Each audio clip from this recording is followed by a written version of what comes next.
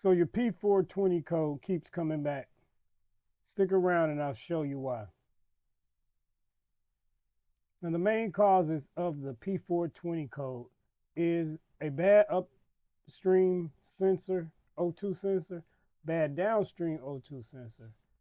Sometimes it's an exhaust leak. It's even buying a cheap aftermarket catalytic converter can cause these problems.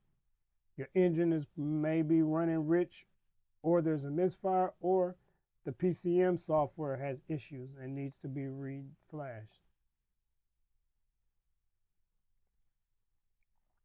The most common issue is going to be the downstream O2 sensor. What happens is the downstream O2 sensor, it sends readings that are not correct. It tricks the ECU into thinking that the catalytic converter is not working right. This is one of the cheapest or easiest fixes.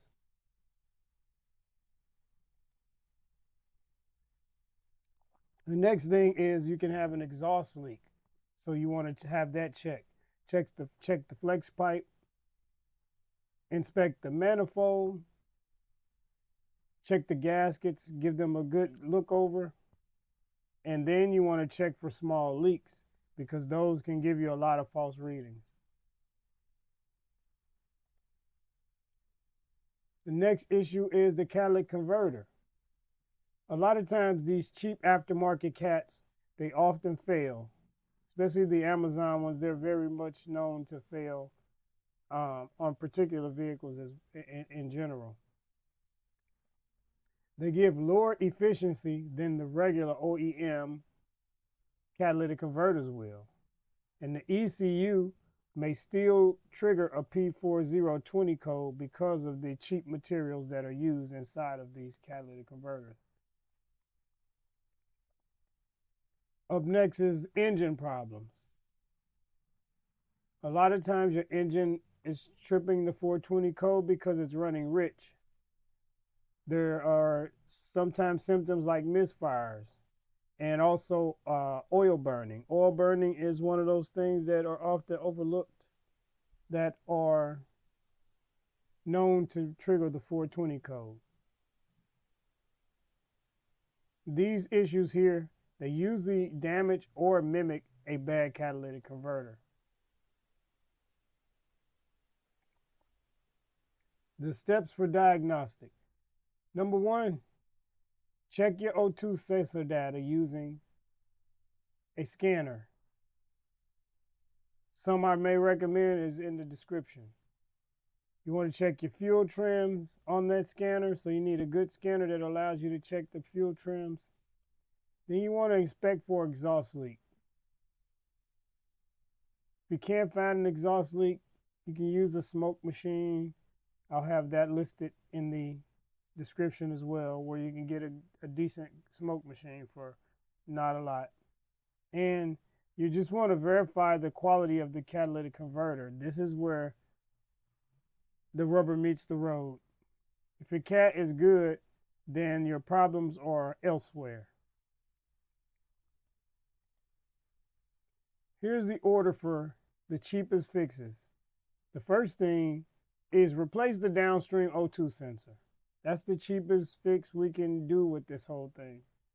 The next thing is check for leaks. It's cheap, but it's time consuming.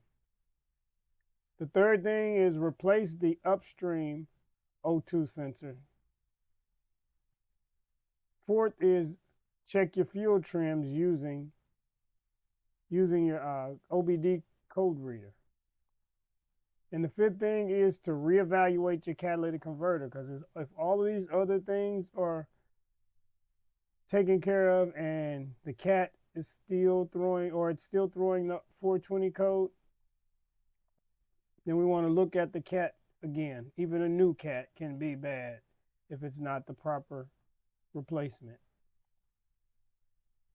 Now, what do we take away from this whole thing? What is the end result? Replacing the catalytic converter alone often, not most times, but very often does not fix the 420 code. A lot of times it's an exhaust leak. A lot of times it's an bad O2 sensor. So you don't want to do what's called a part canning, just firing parts at every part at the car, until that is very expensive, especially when it comes to sensors and when it comes to the time that you have to put in and waiting for parts to come and all of that. The 420 code is a code that can be, oftentimes it can be as simple as changing out the O2 sensors with a quality sensor. If you're having bad luck with O2 sensors, you want to go to the dealership. It's going to cost you more, but if you've already thrown $100, $200 at the car, and it hasn't solved that problem of a bad O2 sensor, I mean, sometimes you have to bite the bullet and get the parts from the dealership. It's your man AA Fix. Make sure you guys checking out all my videos. I have a new membership level where you guys can be a member of my channel, and you can join the channel and get videos that other people don't get, as well as have your name mentioned in some of my videos. You guys take advantage of that to help support the channel. There's a lot of things on the channel that'll help you out, guys. I have tons of videos on fixing all these different cars and things.